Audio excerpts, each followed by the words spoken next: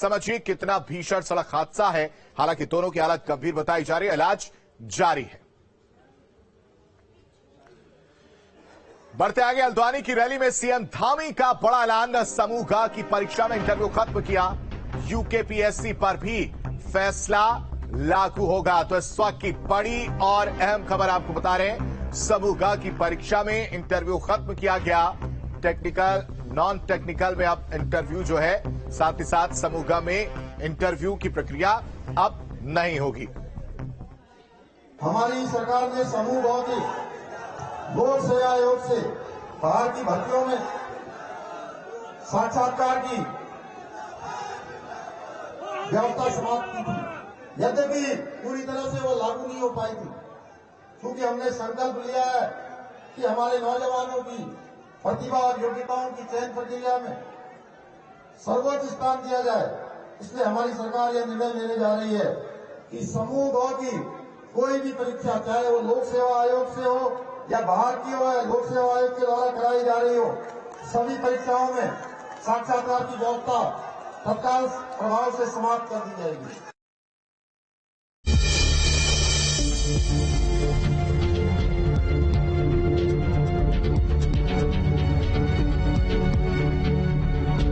हल्द्वानी में नकल विरोधी कानून के लिए आभार रैली में सीएम धामी खूब गरजे और विपक्ष पर जमकर निशाना साधा।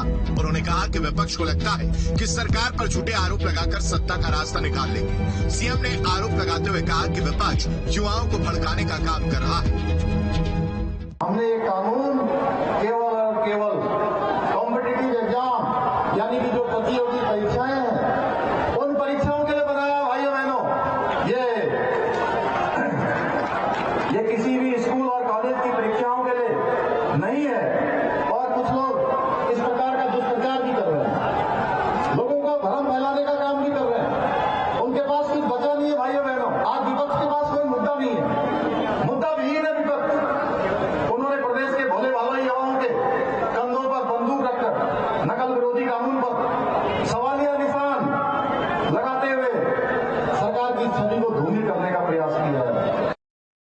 रामलीला मैदान में आयोजित रैली में सीएम धामी ने कहा कि युवाओं के लिए प्रतियोगी परीक्षाओं को और भी पारदर्शी बनाने के लिए वो समूह ग की भर्तियों में साक्षात्कार खत्म करने का फैसला ले रहे हैं। सीएम ने कहा कि सरकार की पारदर्शी और कठोर नकल विरोधी कानून से गरीब युवाओं को फायदा होगा।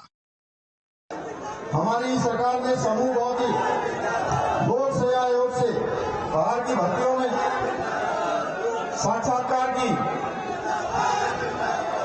व्यवस्था समाप्त की थी। यद्यपि पूरी तरह से वो लागू नहीं हो पाई थी, क्योंकि हमने संकल्प लिया है कि हमारे नौजवानों की प्रतिभा और योग्यताओं की चयन प्रक्रिया में सर्वोच्च स्थान दिया जाए। इसलिए हमारी सरकार यह निर्णय लेने जा रही है कि समूह ग की कोई भी परीक्षा, चाहे वो लोक सेवा आयोग से हो या बाहर की हो या लोक सेवा आयोग के द्वारा कराई जा रही हो, सभी परीक्षाओं में साक्षात्कार की व्यवस्था तत्काल प्रभाव से समाप्त कर दी जाएगी। वहीं G20 सम्मेलन को लेकर भी सीएम धामी ने खुशी जताई और कहा कि G20 सम्मेलन में उत्तराखंड को 3 कार्यक्रम मिले, जिसमें सबसे पहला कार्यक्रम रामनगर में होना है और उसकी सभी तैयारियां शुरू कर दी गई हैं। G20 की पूरी तैयारी हो गई है हमारे प्रदेश के अंदर। मैं माननीय प्रधानमंत्री जी का धन्यवाद करना चाहता हूं कि हमको 3 कार्यक्रम G20 के मिले हैं और सबसे पहला कार्यक्रम हमारा अभी रामनगर में ही होने वाला है, इसी मार्च माह में संपन्न होगा। उसके लिए सारी तैयारियां प्रारंभ कर दी गई। आभार रैली में केंद्रीय राज्य मंत्री अजय भट्ट, कैबिनेट मंत्री सौरभ बहुगुणा समेत कई विधायक भी मौजूद रहे। इस आभार रैली के जरिए सीएम धामी ने नकल विरोधी कानून को लेकर लोगों के मन में जो भ्रम था, उसे निकालने की कोशिश की। ऐसे में कहा जा सकता है कि नकल विरोधी कानून से नकल माफियाओं पर नकेल कसने में निश्चित रूप से काफी मदद मिलेगी। हल्द्वानी से भूपेंद्र रावत के साथ टीम न्यूज स्टेट। और इस खबर पर ज्यादा जानकारी के साथ हमारे संवाददाता किशोर हमारे साथ जुड़ चुके हैं। किशोर का रुख करते हैं। किशोर, टेक्निकल नॉन टेक्निकल साथ ही साथ समूह का, इसके अलावा जिस तरह से नकल विरोधी कानून में समर्थन रैली निकाली गई, कहीं ना कहीं जो युवा वर्ग है वो खुश नजर आ रहा होगा इस फैसले के बाद।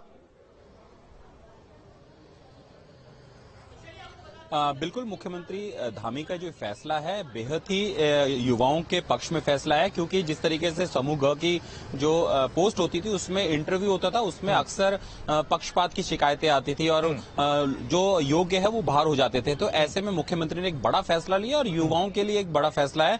जो युवा लगातार अपनी परीक्षाओं की तैयारी कर रहे थे उनके लिए एक बड़ा फैसला है कि समूह ग की जो परीक्षा है उसमें इंटरव्यू कैंसिल होगा। इसके साथ ही टेक्निकल और नॉन टेक्निकल में भी ये लागू रहेगा। दूसरी सबसे महत्वपूर्ण बात यह है कि जो पीसीएस की परीक्षा या उच्च परीक्षा उनमें जो नंबर है वो 10 नंबर ही रखे जाएंगे इंटरव्यू में, और अगर 40% से कम और 70% से अगर आगे ज्यादा नंबर दिए जाते इसमें कारण बताना पड़ेगा कि आपने इस कैंडिडेट को क्यों ज्यादा नंबर दिए है। तो यानी हर इंटरव्यू में हर परीक्षा में क्लियरिटी हो, ताकि जो अच्छा बच्चा है यानी जो मेहनती बच्चा है जो लायक है वो आगे आ सके। यही वजह है कि मुख्यमंत्री ने जो सारी चीजें आज हल्द्वानी में जनसभा में कही और युवाओं ने इसका भरपूर सहयोग दिया और भरपूर ने इस बात को खुशी जाहिर की कि इंटरव्यू की ये जो चीज थी जो बार बार इंटरव्यू के कारण बच्चे बाहर हो जाते थे उनको उन्होंने इंटरव्यू खत्म किया। तो ये अच्छी बात है और इसका जो युवा है वो स्वागत कर रहे हैं।